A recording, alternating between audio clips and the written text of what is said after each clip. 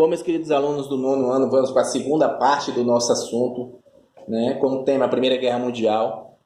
Eu parei no estopim da guerra, que foi a morte do arquiduque Francisco Ferdinando, né?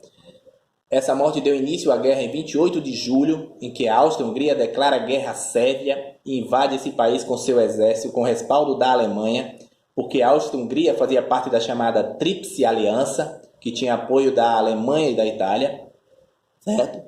Sendo que em 28, de julho, em apoio à Sérvia, a Rússia mobiliza tropas em direção à Áustria-Hungria e à Alemanha. A Rússia fazia parte da chamada Tríplice Entente, que tinha apoio militar da França e Inglaterra. Em 1º de agosto, a Alemanha declara guerra à Rússia e França.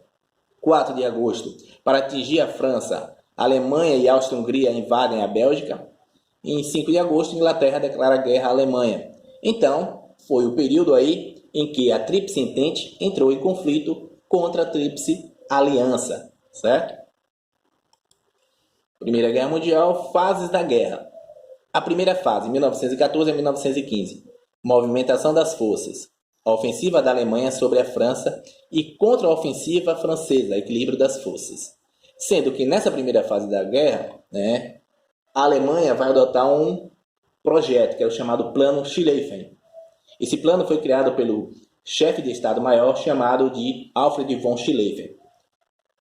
Esse plano tinha o seguinte objetivo: evitar que a Alemanha lutasse em duas frentes. Então a Alemanha teria que ocupar primeiramente a porção ocidental, ou seja, invadir um país neutro chamado de Bélgica e conquistar Paris em menos de 2 meses, certo? Mas só que esse projeto não vai dar certo, porque tropas do Oriente, da porção oriental, os russos vão avançar em direção à Alemanha. Então, esse projeto Schlieffen não deu certo. E aí vamos ter a chamada segunda fase, 1914 a 1917. Guerra de trincheiras, garantia de posições, período de grandes desgastes para as tropas. Então, a guerra de posições foi o período em que foram abertas valas em quilômetros de distâncias. Essas valas tinham uma profundidade de 2 metros e eram cercadas por arames farpados, com o objetivo de impedir o avanço de tropas inimigas, sendo que essas trincheiras geravam uma grande quantidade de mortes devido à proliferação de doenças, certo? A terceira fase, 1917 a 1918, entrada de outros países na guerra, Estados Unidos, abril de 1917, e a saída da Rússia em março de 1918, com a assinatura de um acordo de paz com a Alemanha.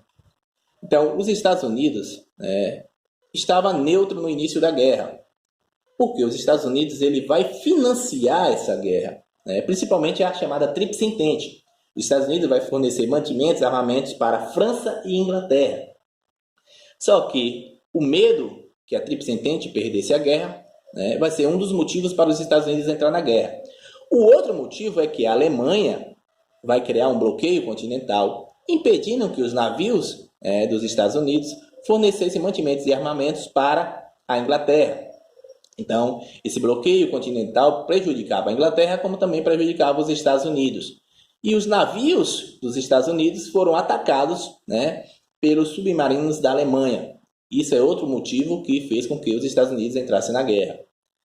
Os russos vão sair da guerra devido à chamada Revolução Russa.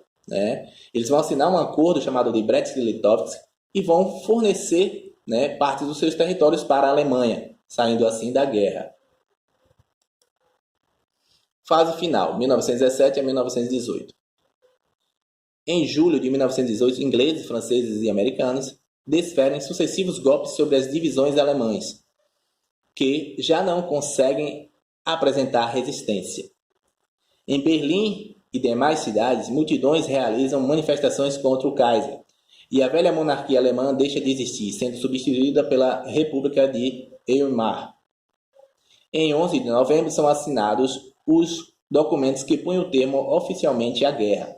Então, a Tríplice Entente ela vence a guerra, causando uma grande mudança na política alemã, ou seja, vai deixar de existir uma monarquia e passar a existir uma república. Então, os aliados eles acabaram perdendo a guerra, sendo que a Itália, em 1915, 15, ela vai mudar de lado. Ela não vai ficar na Tríplice Aliança. A Itália vai fazer parte da Tríplice Entente, né, porque a Inglaterra vai fazer promessa aos italianos de ceder territórios que pertenciam ao Império Austro-Húngaro, né? Então a Itália passou, né, para o lado da Tríplice Entente. A Tríplice Entente vence a guerra, né? E aqui, vamos ver aqui, ó, o fim do conflito. A entrada dos Estados Unidos foi decisiva, desequilíbrio de forças. Início de 1918, Alemanha isolada e sem forças para sustentar os combates.